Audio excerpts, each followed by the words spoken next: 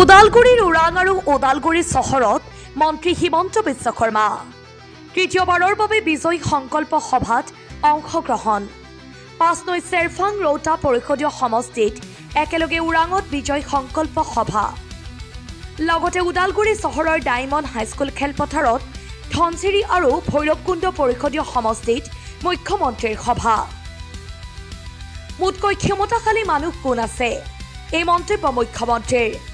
মই অপৰাজেয় অজেয়, মোতকৈ শক্তিশালী কোনো নাই। বিজেপিৰ কৰ্মকৰ্তায়ো মোৰ কথা ইমান নাভাবে যিমান গৌৰৱ গগৈ বা কংগ্ৰেছে ভাবে।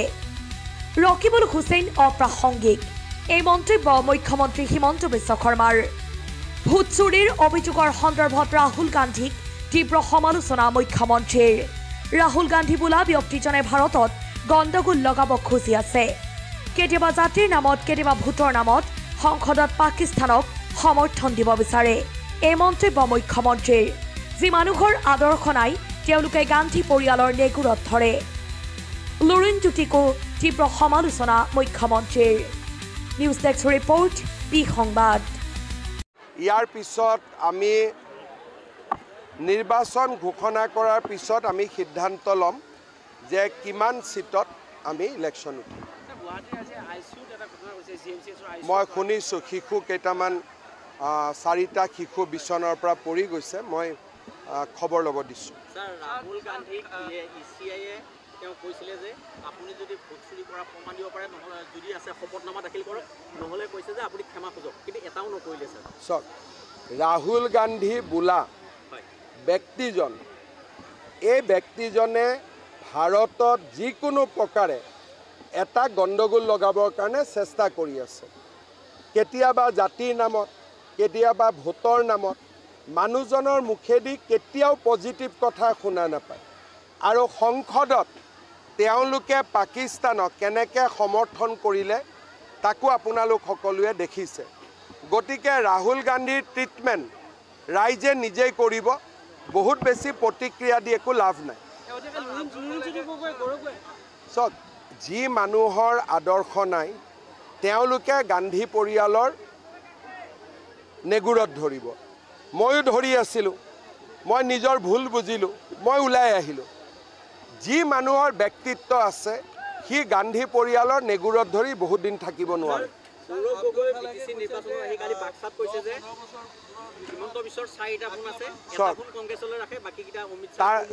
তাৰ মানে কি?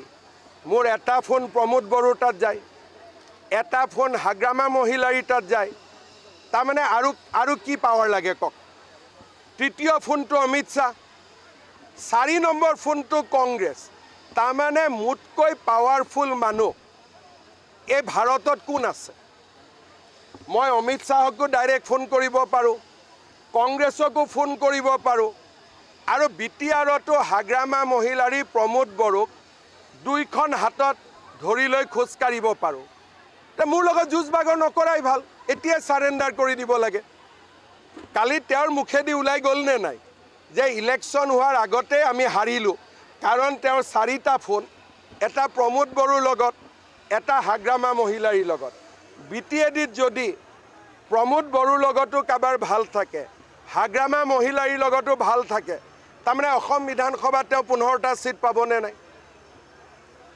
তাৰপিছত ইলেকশ্যন ক'ত থাকিব? অমিত শ্বাহৰ লগত যদি ফোন থাকে তাৰমানে তেওঁ ভাৰতৰ 3য় 4ৰ্থ শক্তিশালী ব্যক্তি হ'লনে নাই? আকৌ যদি কংগ্ৰেছৰ লগতো ফোন থাকে, অৱশ্যে আছে, মই মিছা নকওঁ, কংগ্ৰেছৰ লগত ডাইৰেক্টলি আছে। যদি কংগ্ৰেছৰ লগতো থাকে তাৰপিছত এইবিলাক কষ্ট কৰি কিয় ঘূৰি ফুৰিব লাগে? তেওঁতো নিজেই ক'লে মই কিমান পাৱাৰফুল। ভৱিষ্যতলৈ কংগ্ৰেছ বিজেপিত অহাৰ সম্ভাৱনা আছে। কংগ্ৰেছ ক'ত থাকিব এইটো ইলেকশ্যনৰ পিছত? ছাৰ, এইবিলাক মানুহৰ এতিয়া যি মানুহৰ বিশেষ ৰাজনীতিত বৰ্তমান গুৰুত্ব নাই তাৰ ওপৰত কথা সুধি লাভ নাই। যি মানুহৰ হাতত 4টা ফোন থাকে তাৰ লগত বেলেগে কথা কৈ লাভ আছে নেকি? আপোনালোকে কওক, কিবা লাভ আছে নেকি কোনোবাই কথা কৈ? মোকতো অজেয় কৰি দিলে, অজেয়, অপৰাজেয়। আৰু ইমান মইতো বিজেপিৰ মানুহে ইমান মোৰ প্ৰশংসা নকৰে আজিলৈকে বিজেপিৰ মানুহে মোক ইমান প্ৰশংসা কৰি পোৱা নাই গতিকে তেওঁৰ মুখত যে মোৰ প্ৰশংসাখিনি ওলাল মইতো ভাবোঁ ভগৱানে তেওঁৰ জিভাত দি দিছে টিকেট কেতিয়া ডিক্লেয়াৰ দিব টিকট আমি যদি ইলেকশ্যন 25 তাৰিখে হয় ঘোষণা কৰে 28ত দিম যদি 21ত হয় 24ত দিম কিন্তু আগষ্ট মাহতে সব প্ৰতিচ্ছবি ক্লিয়াৰ হৈ যাব স্যাৰ আব্দুল কালামে কৈছে যে 10-15 বছৰ পিছত 80% নতুন মুখ সেইটোতো ময়ো কৈছোঁ যে অসমত যি ধৰণে মিয়া মুছলমানৰ আগ্ৰাসী মনোভাৱ 10-15 বছৰ পিছত অসমীয়া মানুহ জীয়াই থাকিব নোৱাৰিব এই 5 বছৰত আৰু অহা 5 বছৰত আমি যিখিনি কৰিম সেইখিনি এইটো 40 বছৰলৈ পিছুৱাই দিব তাৰ পিছত নতুন প্ৰজন্মই অসমৰ কাৰণে চিন্তা কৰিব